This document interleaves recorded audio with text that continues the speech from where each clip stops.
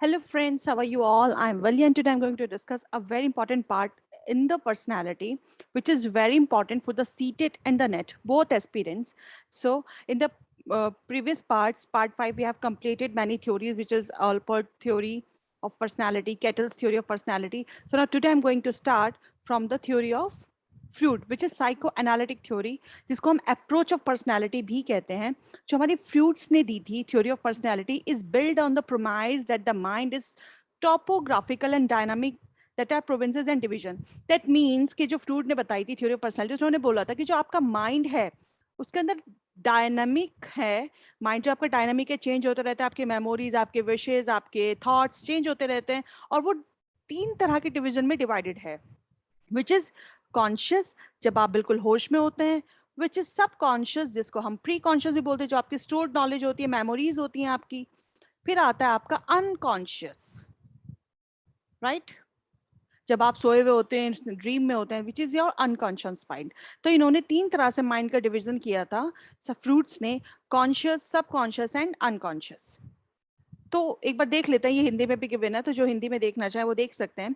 तो इन्होंने 3 तरह के लेवल ऑफ मेंटल लाइफ की बात की थी: कॉन्शियस लेवल, सब कॉन्शियस, जिसको हम प्री कॉन्शियस भी बोलते हैं, एंड अनकॉन्शियस लेवल. तो फर्स्ट आता है हमारा कॉन्शियस लेवल. ये किस चीज से रिलेट करता है? कॉन्शियस आप कब होते हैं? जब आप बिल्कुल अवेयर होते हैं अपने आसपास के एनवायरमेंट से, आसपास के माहौल से. Its function when the individual is awake. That means कि जब आप जागे हुए हैं, जब आप अवेयर हैं चीज़ों को लेके, ये तब काम करता है. जैसे आपकी क्या थॉट हैं, आपकी क्या फीलिंग्स हैं, सेंसेशंस हैं, क्या मेमोरी है आपकी, क्या आईक्यू है आपका, ये कॉन्शियस लेवल है आपका. कॉन्शियस का मतलब क्या होता है? एक सेंस ऑर्गन है आपके अटेंशन का. मतलब दैट मीन्स कि इस टाइम आप कॉन्शियस हैं, इस टाइम आप अटेंटिव हैं. ये आपका 1/9 पार्ट होता है आपके टोटल माइंड से. एक हिस्सा होता है आपके माइंड का. Through attention, person become conscious of perceptual stimuli from the outside world within the organism. That means कि जब बंदा attentive है, आप किसी भी काम को लेकर अटेंटिव है, आपको कोई भी चीज मिल रही है, कोई भी स्टिमुलाई मिल रहा है आपके आउटसाइड द इन्वायरमेंट से, वो चीज आप बहुत जल्दी से ग्रेस्प कर सकते हैं. दैट मीन्स कि आप क्लास में हैं, टीचर्स आपको जो पढ़ा रही हैं, वो आप बहुत इजीली परसीव कर सकते हैं, आप समझ सकते हैं, क्योंकि उस टाइम आप कॉन्शियस है, आप अटेंटिव हैं. Only elements in pre conscious enter consciousness. जो एलिमेंट्स होते हैं हमारे प्री कॉन्शियस लेवल के, वो एंटर होते हैं जब जब आप कॉन्शियस होता है. प्री कॉन्शियस में कब आती हैं चीजें? जो आपकी मेमोरीज हैं या जो भी आपकी प्रीवियस नॉलेज है, वो आप उस टाइम सोच सकते हैं, क्योंकि उस टाइम आप कॉन्शियस हैं. It is a one way traffic to conscious unconscious mind. ये एक वन वे ट्रैफिक होता है अनकॉन्शियस माइंड से. कॉन्शियस पार्ट जो होता है आपका माइंड का, अवेयर होता है. And now as it relates individual and is environment, इसलिए हम उसको इंडिविजुअल से और एनवायरमेंट के साथ रिलेट कर सकते हैं.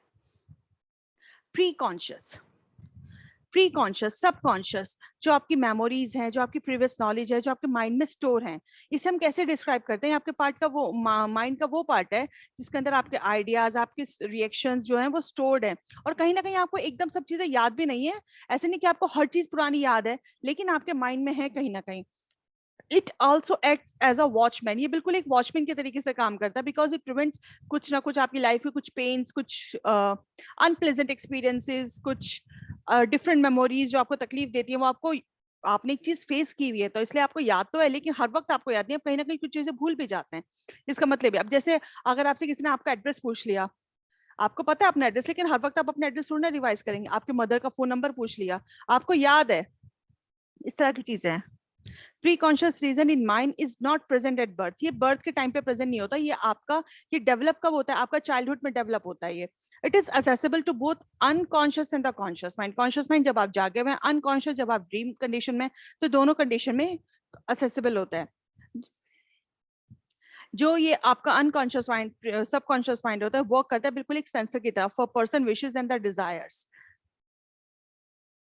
फिर आता है हमारा अनकॉन्शियस लेवल. अब अनकॉन्शियस लेवल क्या होता है? ये आपका माइंड का सबसे लार्जेस्ट पार्ट होता है, जिसको हम 9/10 की रेशो बोलते हैं. ये आपका हिडन पार्ट होता है, जिसको हम कह सकते हैं आइसबर्ग की तरह, जैसे फ्लोट कर रहा है वाटर में. और ये कंटेन करता है आपके रिप्रेस्ड आइडियाज, आपके इफेक्ट्स. जो आपका एलिमेंट है अनकॉन्शियस माइंड का, वो असेसिबल होता है to the consciousness. They become conscious only through preconscious mind के थ्रू. ये आपका सिर्फ कॉन्शियस हो सकता है. रिप्रेस्ड आइडियाज का मतलब क्या होता है? कि जब आप ड्रीम स्टेट में होते हैं, आप रिलैक्स्ड होते हैं, आप सोए हुए होते हैं, तो उस वक्त आपके माइंड में क्या चीजें चल रही होती हैं, इसको हम स्टोर हाउस कहते हैं. आपकी मेमोरीज का जितना भी स्टोर हाउस होता है, वो आपका अनकॉन्शियस लेवल होता है. फीलिंग्स, आपके रिस्पॉन्सेज, आपके एक्सपीरियंसेस, राइट.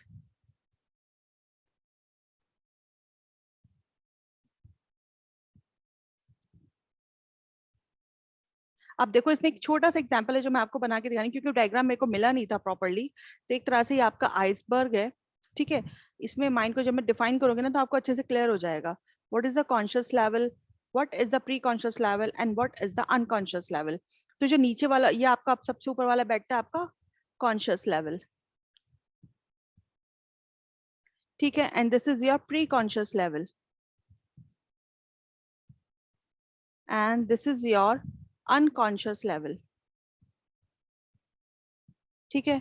अब हमने पढ़ा है जो हमारा कॉन्शियस लेवल है उसके अंदर हमारा क्या होता है, आपके थॉट, आप क्या चीजें परसीव कर रहे हो, आप अटेंटिव हो, ठीक है, परसेप्शंस, आपके थॉट, आप कितना अटेंटिव हो, ये सब चीजें आप कब देखते हैं, जब आप कॉन्शियस लेवल में होते हैं।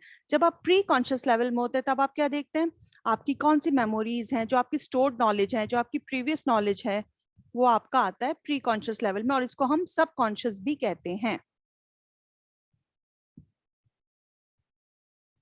ठीक है। This is your stored knowledge. Okay, so next one is unconscious level.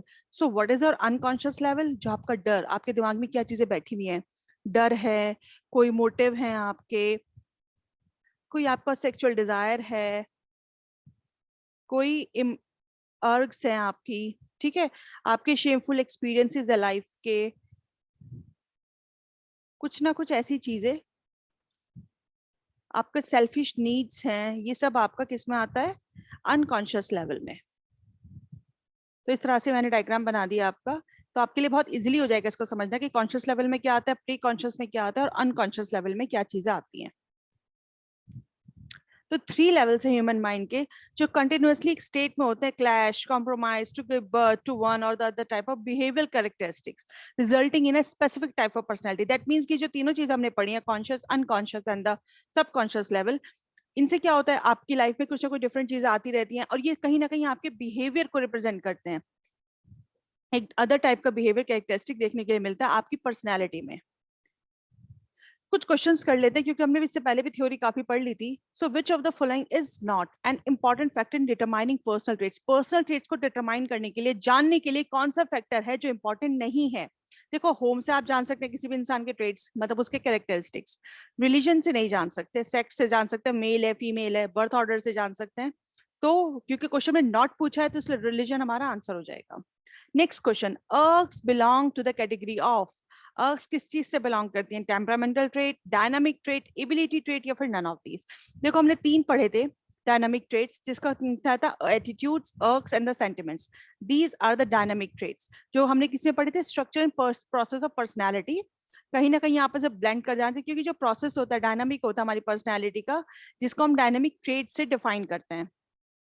Attitude, जो आपका बिल्कुल साफ से दिखाई दे जाता है, मतलब आप कितना किसी भी चीज को लेके एक्साइटेड हैं, कितना किसी भी चीज को लेके क्यूरियस हैं जानने के लिए, वो होता है आपका एटीट्यूड। अर्ग्स, कहीं ना कहीं आपकी अपनी बायोलॉजिकल ड्राइव्स, उसको हम अर्ग बोलते हैं, जिसको हम कहीं ना कहीं डायनामिक सोर्स ट्रेट कहते हैं। सेंटिमेंट्स, आपका आपका क्या इमोशंस हैं, कैसा आपका एक्सपीरियंस है लाइफ में, ये सब चीजें आपके सेंटिमेंट्स हैं। तो ये कहीं ना कहीं सब चीजें हमारा डायनामिक ट्रेट्स में कवर होता है। तो इसके अकॉर्डिंग अर्ग्स किस चीज में कवर होता है आपका, क्योंकि अर्ग्स, एटीट्यूड एंड द सेंटिमेंट्स, ये हमारे आते हैं डायनामिक ट्रेट के अंदर। Next question, Allport formulated the idea of functional fixedness, functional autonomy, functional psychosis और functionalism. हमने Allport की क्या पढ़ी थी, functional autonomy। मेरे previous videos में सब आपको मिल जाएगा। Which of the following is not assessed by EPQ? इसमें से कौन सी चीजें हैं जो EPQ से असेस नहीं होती। अब EPQ क्या है, आपको पता है आइजेंक ने एक मॉडल दिया था, थ्योरी ऑफ पर्सनालिटी दी थी, ट्रेट टाइप ऑफ थ्योरी, जिसके हम 3D थ्योरी भी कहते हैं, पैन मॉडल थ्योरी भी कहते हैं, और इंडिविजुअल साइकोलॉजी ऑफ पर्सनालिटी भी बोलता है आइजेंक को। तो आइजेंक का पर्सनालिटी क्वेश्चनर था, वो पेन किस चीज पे स्टैंड करते, जो पेन की फुल फॉर्म थी वो थी साइकोटिसिज्म, एक्स्ट्रोवर्जन एंड न्यूरोटिसिज्म। ये मैंने बहुत डिटेल में पढ़ा रखा है, पीछे वीडियोस में जाके आप देख सकते हैं। जो हमारे हेंस आइजेंक थे, उन्होंने ट्रेट टाइप थ्योरी दी थी, जिन्होंने इन सब चीजों की बात की थी, साइकोटिसिज्म में एक्स्ट्रोवर्जन की बात की थी, न्यूरोटिसिज्म की बात की थी। तो एसएस कौन सा नहीं होता, एक्स्ट्रोवर्जन भी होता है, न्यूरोटिसिज्म भी होता है, और साइकोटिसिज्म भी होता है, बट साइकोपैथिक टेंडेंसीज नहीं होता। तो यही हमारा आंसर है। अब डायनामिक ट्रेट्स क्या चीज इंक्लूड करते हैं, हमने अभी प्रीवियस क्वेश्चन में पढ़ा है। एटीट्यूड, कैरेक्टर नहीं, कैरेक्टर नहीं आता उसमें। एटीट्यूड, अर्ग्स एंड द सेंटिमेंट्स, ये हमारा बिल्कुल सही है। कैरेक्टर नहीं आएगा, इमोशंस नहीं आएगा, तो ये आपका करेक्ट ऑप्शन। यस, और ये था हमारा आज का lesson. I am so sorry, मैं थोड़ा सा मेडिकल इमरजेंसी थी तो मैं नहीं डाल पाई कुछ आपकी classes, but in the but today मैं आपकी क्लासेस अब कंटिन्यूसली डालूंगी। So thank you for attention friends, stay blessed and enjoy learning.